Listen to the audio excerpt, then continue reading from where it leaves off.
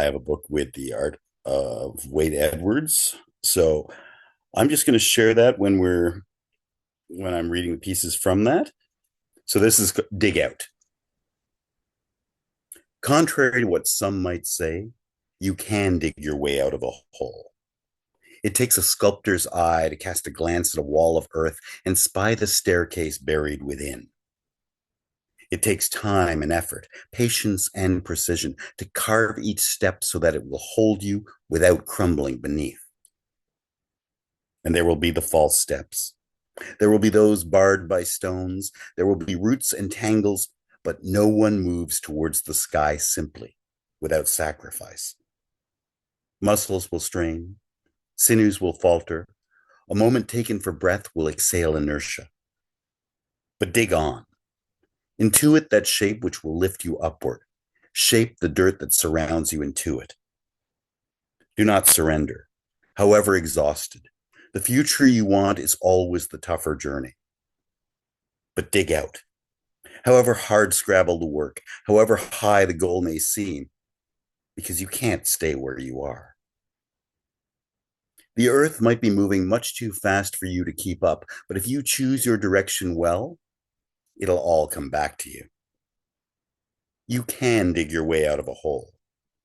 And if you do it right, you leave a path for others to follow, sparing them the struggle. Look around you and see the signs, how much has been overcome in ways that still lift you higher, in ways that still will, if you let them, show you the way out.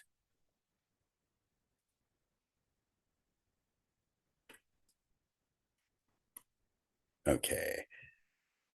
And from that, I'm going to go on to a piece I wrote for Mashed Poetics.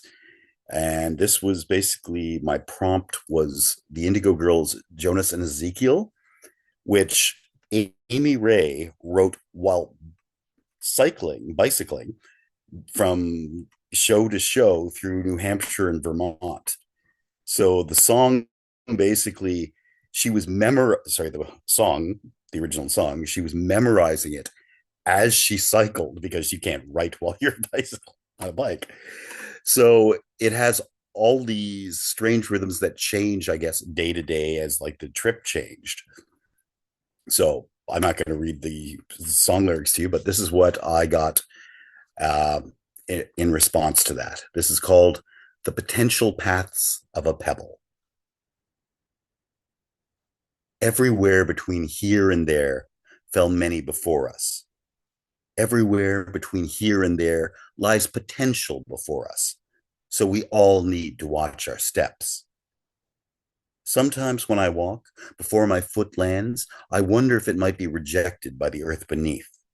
Because yesterday, I left that somewhat lesser. Because tomorrow is coming far too fast. I ponder the path of the smallest stone struck by my shoe, whether I've taken it from where it belonged or sent it to where it needs to be, and if that was my right. After all, this is not my land, because yesterday, because tomorrow, it was, is, and will be its own. That pebble kicked out of place could become a stumbling block, felling the lead horse of a conquering army or a liberating one. That pebble kicked out of place could become a building block. How it sits, what it touches, where it goes, may just tempt possibility, spark the imagination. Because yesterday showed us one path, because tomorrow may not agree. Maybe that stone will be moved again, maybe crunched to dust. Maybe the impediment that births a rivulet shifts the course of the tiniest stream, draws a new landscape. Because yesterday was not scrawled in that stone, because tomorrow may yet be. Each step forward must be taken with care, lest it lead us astray, lest it lead us backward. Each path we carve through our days could bring others to harm, could bring others to our doorsteps. The echoes that we've affected will ripple through the future from the path of a pebble to the fall of the grandest stone. Because yesterday remains the cause of tomorrow until we set a foot wrong, or set it right. It makes no difference why our direction differed, whether we were steered by prophecies or by bullets. Outcomes ask not of intent. Shifted dirt and kicked stones, they tilt the planet, they uncover bones. Nothing is buried so deep that it cannot be unearthed, because yesterday will always own us, because tomorrow might not want to. Nothing is so out of reach that it cannot be unearthed, because yesterday has always owned us, because tomorrow may yet want to. There are prophets interred in every graveyard, and graveyards inherent in every prophet, because yesterday and tomorrow do not belong to us. Wasted magic. The problem with love at first sight is the second thoughts. Because though we can lock eyes and see who each other is in an instant, only time can tell us whether we're willing to live up to that. Perhaps those perfect people, as first spotted, unblemished by the scars inflicted from outside, could live up to that promise of passion. Perhaps they, undaunted by the daily drudgeries of fears steering us in circles, could stand up strong and surrender. Maybe it's in that moment, four opened eyes dilating to let the light in, that the shadows disappear. Maybe it's the mirroring, seeing ourselves shown as reflection on another's part, which reminds us to reemerge. Surely the exchanged glance, photons flying a beeline, passing through each other to illuminate connections, this transcendent science is reduced to wasted magic when we allow the mundane to break the spell. Why do we look away? Why do we not stare deeper, delve to the depths of the soul? Ask anyone this, and their gaze will fall, because we know that the fear finds us from within. It whispers in our ears, it nudges us away, it keeps us plodding onward without looking back until it's too late. Resolve to look a stranger in the eyes, honestly, without shame, and feel those demons stir within, all those broken parts shifting to form a protective shell around that black hole built of loss and regret, whose gravity pulls our eyes to the ground, pulls our step towards tomorrow, pulls the chance of believing in being bigger than ourselves away. Wasted magic piles at our feet, becomes the spur to avoid the spark, so we won't have to watch it dim. A pointless worry if we allow the world to blacken around us. Incantations unfinished open doors to darknesses, despite it being a simple matter to let the sorcery have its say. Despite that we know all we need is to be alive, to believe, and to be without the lie. I'm going to read a piece called Words to Whisper Through the Closet Door. Courage. Breathe courage in and out. Take mine. Feel yours. Not distant, but present in each of the questions you're asking, which apply to all, but few dare to ask. Pretend. Pretend if it helps, but only that nothing they said reached your ears, and that the lies and slanders visited upon significant swaths of humanity are relics to be wondered at during museum visits.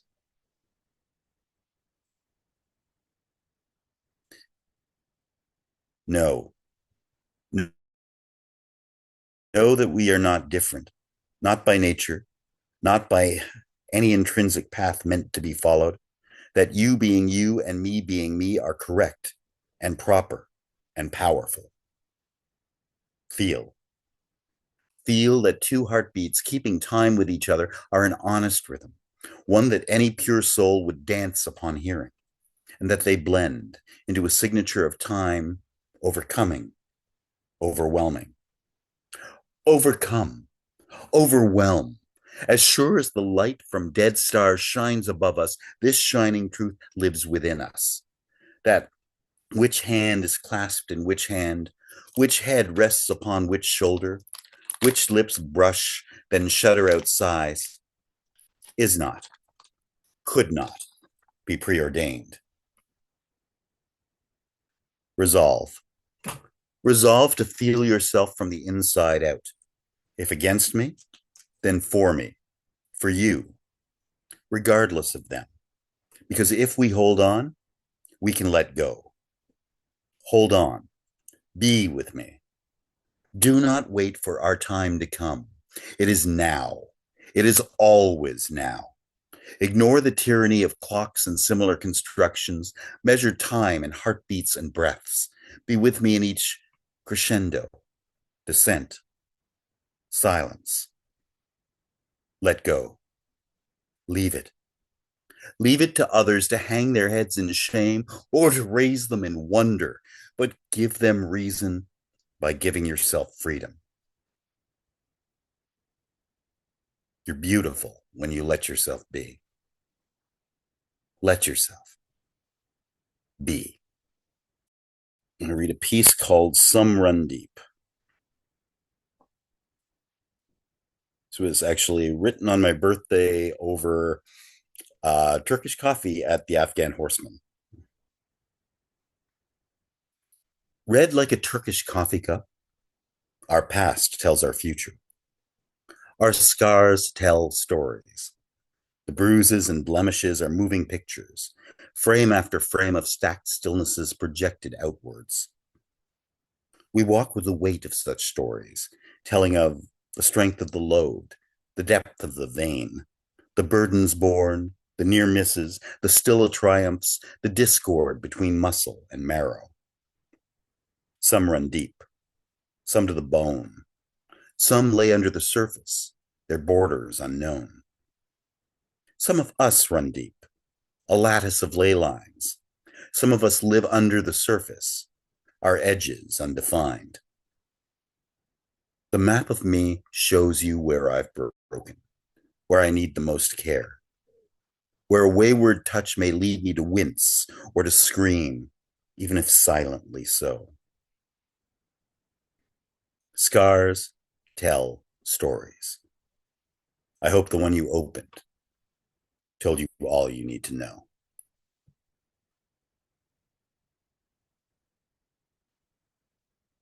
Okay, I'm going to stop sharing there and read a newer piece. This is called Lightning Strikes.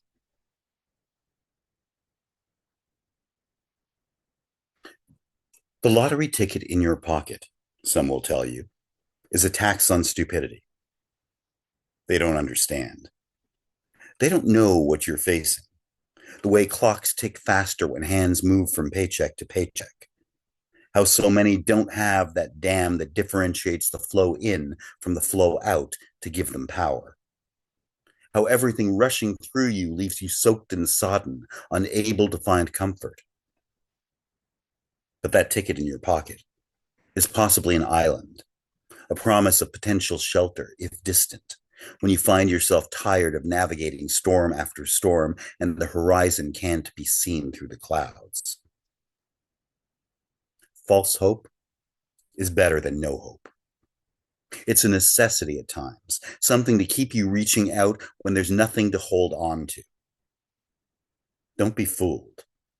A lottery ticket is not a tax on stupidity. It's a tax on hopelessness, helplessness, despair, depression, pain. Things that are so normalized that some can think it's stupid to try to transcend them. Yes, your odds of lightning striking are higher. And that's just one part of the problem. That counting on a bolt from the heavens feels more real, more tolerable than counting on the ground not giving way. Another part of the problem, one that bites deeper, when your hopes are tiny enough to fit on a small stub of paper, is that there are people who would rather call out your most distant hopes for lightning than the thunder that is drowning you out.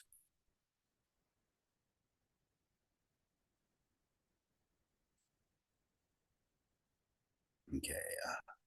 This is another newer one. This is called Cracked Fingernails.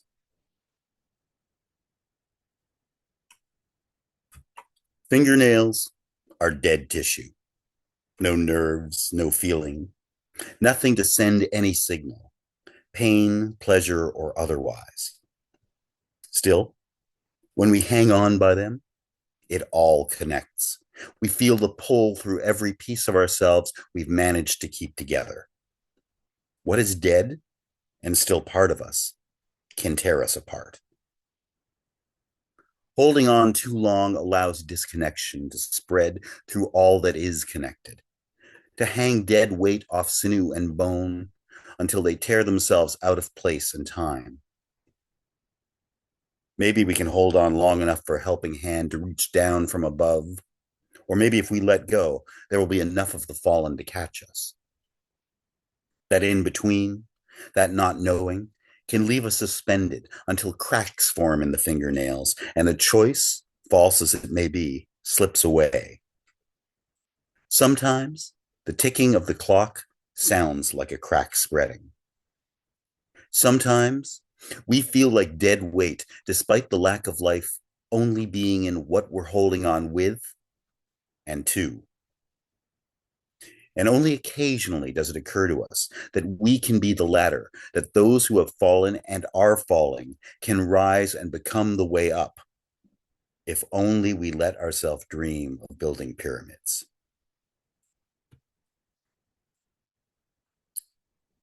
Okay, and that I want to probably talk about when we get to the Q&A, because soon after that I wrote that, a lot came up about that metaphor. So, but that's for another time.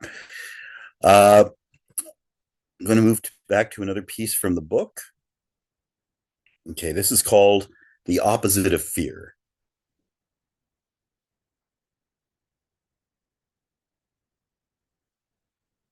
The opposite of fear is an accidental, the opposite of fear is the fingers of two hands entwining in knowledge of each other. The opposite of fear is an accidental brush in passing that evokes a smile. The opposite of fear is a distant whisper understood by its tone alone. There is safety in most things that bring comfort, but not love. Love is a minefield where every successful step is rewarded with exhilaration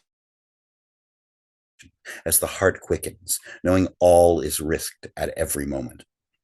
As such, it cannot be given lightly. Hold fast to it. Love is not meant for cowards, and your strength shows when you look it in the eye, honestly, because truth is bravery and lies at its foundation. And it is our foundation. Our stories, our histories, our fictions, our songs, these dance on the bedrock of love. They rise from it in majestic structures like the Taj Mahal. We want to rise. We want to be greater than one because we know we are. We know we are not solitary. We are not alone. We are not bound by the borders of our bodies.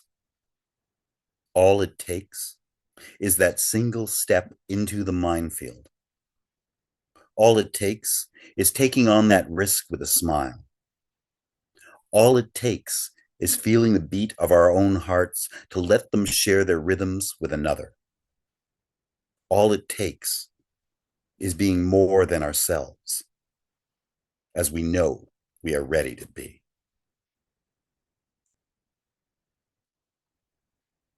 Okay, and I'm going to do one last piece, also from the book. This is called Holding the Moment. Have you ever fallen hopelessly in love with a moment?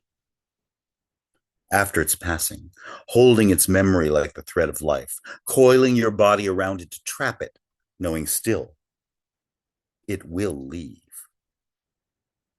You cannot have it again. Only the echoes of its reality tapping Morse code reflex onto your senses, only digital samples of its truth, artificial, metallic, without vibrancy. Do you curse fate or gods for your loss?